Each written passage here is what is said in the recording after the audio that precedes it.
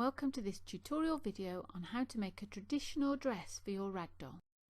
If you're making your doll's dress from recycled fabrics, then the chances are you're not going to have a nice neat rectangle of fabric as shown in your layout.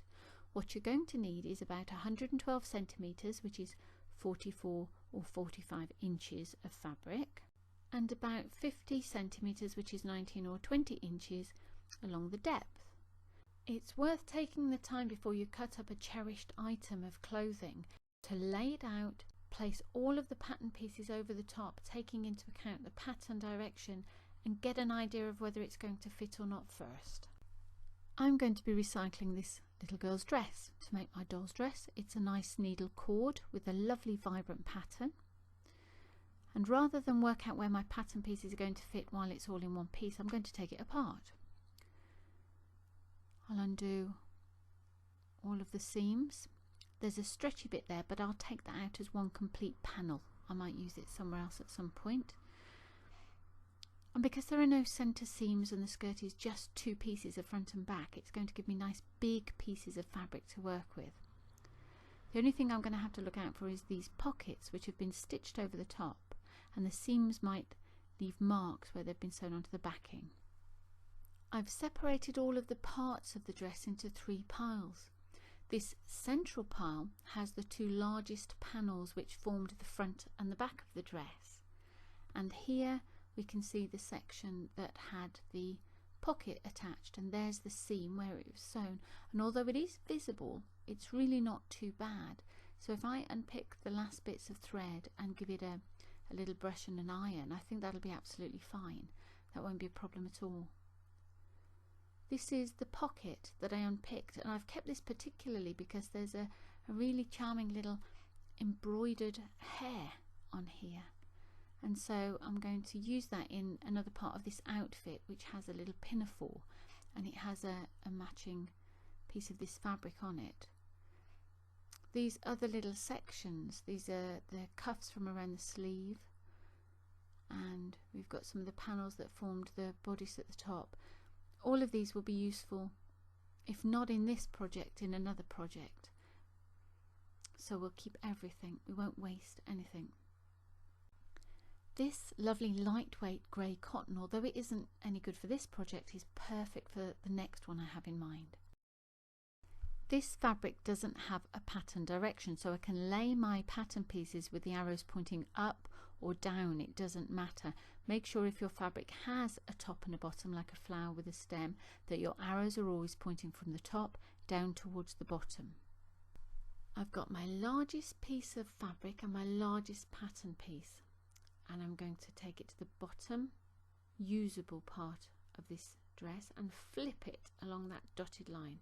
It's not quite wide enough, the fabric, but that's not really going to matter because this is a trim and it's gathered at the top to fit the skirt. So all it means is I make it fractionally shorter and just don't gather it quite as much.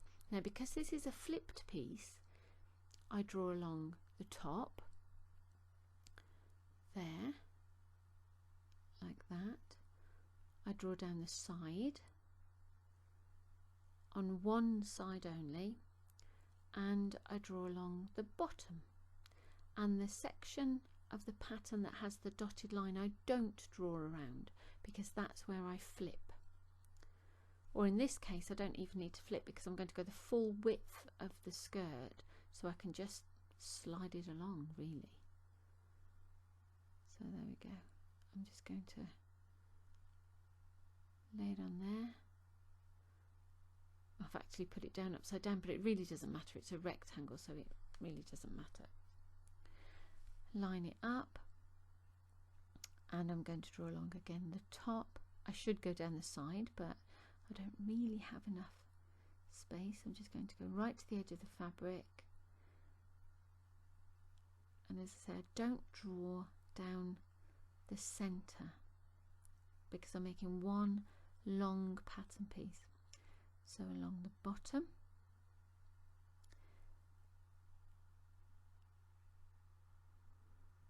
and that'll do for my trim. It'll just be fractionally shorter than it should be, but I really don't think that's going to matter. Now if this was any piece other than a gathered piece, it would have to be the full width, otherwise it wouldn't line up with the other pieces.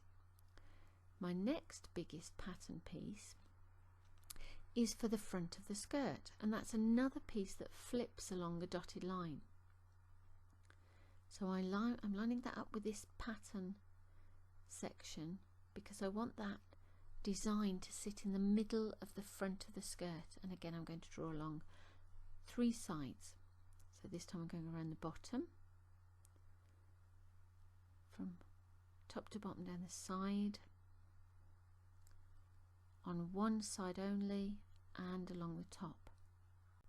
If I didn't have enough fabric or a wide enough piece of fabric to make this skirt out of one big section that's flipped like this, I could theoretically cut 2 skirt pieces using this panel, one the right way and one reversed, add a little bit of seam allowance to the center where the dotted line is for the flipping, that 5mm seam allowance, and then I could sew the 2 together to make this one big pattern piece.